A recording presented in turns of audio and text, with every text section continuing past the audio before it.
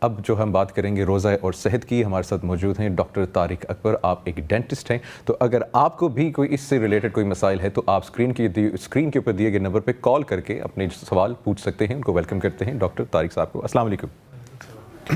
طارق صاحب یہ بتائیں کہ ماشاءاللہ سے رمضان کا مہینہ ہے, سب سے زیادہ کیا مسائل پیش آتے ہیں ڈینٹل ہائیجین کی حوالے سے؟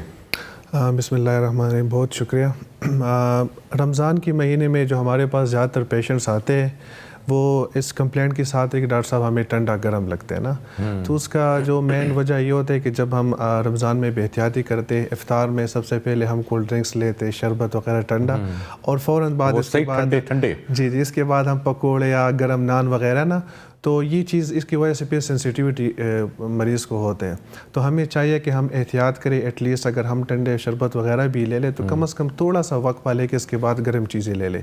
جب یہ دونوں مکس ہو جاتے تو اس کے بعد مریض کو بھی ٹھنڈا گرم لگتے ہیں اور پھر اس کو تکلیف ہوتی ہے. ڈاکٹر صاحب اگر الگ الگ ہم ٹھنڈا اور گرم اس کا استعمال کر رہے ہیں تو دانتوں کے لیے وہ بھی مضر ہے, نقصان دہ ہے کہ ٹھنڈی چیزوں کا بہت زیادہ استعمال ہو رہا ہے, گرم چیزوں کا ہو رہا ہے, یا ان کو مکس اپ کرنے سے مسائل ہوتے ہیں؟ بالکل, زیادہ ٹھنڈا اور زیادہ گرم چیزوں کا بھی نقصان ہے. دانتوں کے ساتھ ساتھ ہمارے زبان اور ہماری جو مسوڑے اس پہ السر بھی بن سکتے ہیں. تو اس طرح اگر ہم بہت ٹھنڈی چیزیں کھائیں گے اس کے دانت کو نقصان ہے. اگر گرم چیزیں کھائیں گے نا ہم جلدی میں, تو ان سے یہ کہ ہمارے مسوڑ اور جو زبان ہے اس پہ السر وغیرہ مختلف بیماریاں ہو سکتی ہیں. دانت نارملی کیوں خراب ہوتے ہیں, کیا وجہ ہے؟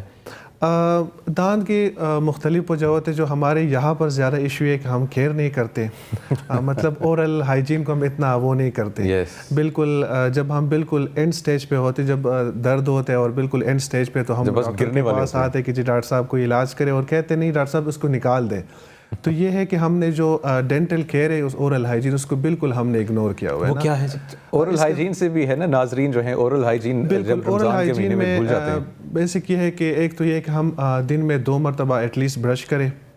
ویسے صفائی تو اس پیمانے میں بار بار یہ بات کہتا ہوں کہ اس کے ساتھ ہم مسواک کا بھی استعمال کریں, اور ہو سکے تو ہم ماؤتھ واشز وغیرہ کا بھی استعمال کریں, لیکن ایٹ لیسٹ ہم جو ہے نا 2 ٹائم کا برش کر لیں. اور کن اوقات میں کرنا چاہیے برش؟ کن اوقات میں؟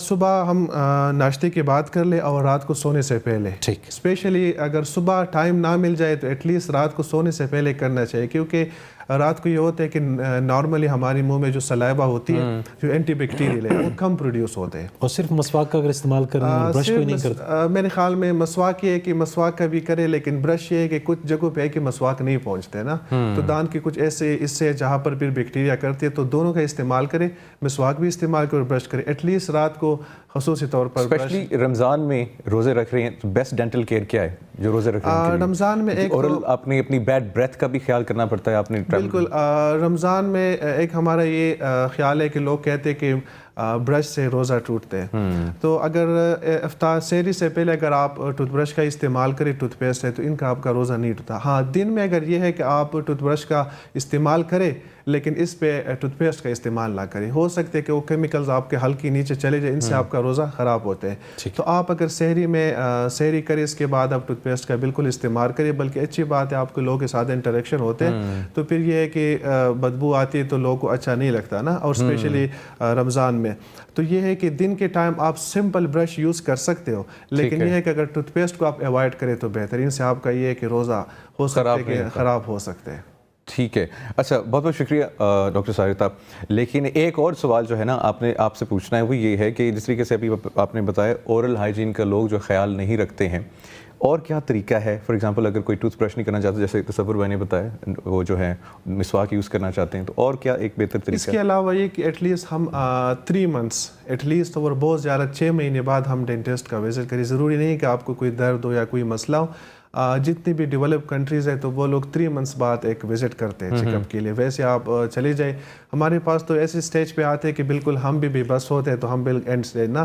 اور دوسرا یہ کہ اپنی مرضی کی میڈیسن استعمال نہ کریں. ہمارا یہ ہوتا ہے کہ جب تھوڑا سا دانتوں کا مسئلہ ہوتا ہے تو اپنی مرضی سے جا کے اینٹی بایوٹکس یا پین کلر یا ماؤتھ واشز وغیرہ لیتے ہیں, تو ان کا نقصان ہے, فائدہ نہیں ہے. تو اپنے اورل ہائیجین کا خیال رکھیں, زیادہ ٹھنڈی چیزیں استعمال نہ کریں, میٹھا وغیرہ بھی اگنور کریں کیونکہ میٹھے سے ہمارے یہ ہوتے ہیں, اور شوگر انٹیک وغیرہ یا جو کولڈ ڈرنکس وغیرہ ہماری ان چیزوں کو اوائڈ کرے تو انشاءاللہ یہ مسئلے بڑی حد تک ہم کم کر سکتے اچھا افطاری سے پہلے کوئی ضروری ہے کہ ہم اپنا ماؤتھ واش کریں؟ پورا دن جو ہے اس میں ہم لوگ مطلب نہیں جا رہا ہوتا کچھ؟ نہیں افطاری سے نہیں ہے، لیکن ایٹ لیسٹ یہ کہ سونے سے پہلے اگر ہم ماؤتھ واش کریں اس کا فائدہ، افطاری سے پہلے کوئی فائدہ نہیں، بلکہ ماؤتھ واش یہ کہ افطاری سے پہلے ہم نہیں کر سکتے، وہ کیمیکلز ہوتے ہیں حلق میں جاتے، تو ان سے یہ ہے کہ روزہ تھوڑا سا۔ ڈاکٹر صاحب بہت شکریہ آپ کے وقت کا، آپ کی تشریف آوری کا، ہم شکر گزار ہیں ڈاکٹر طارق اکبر صاحب۔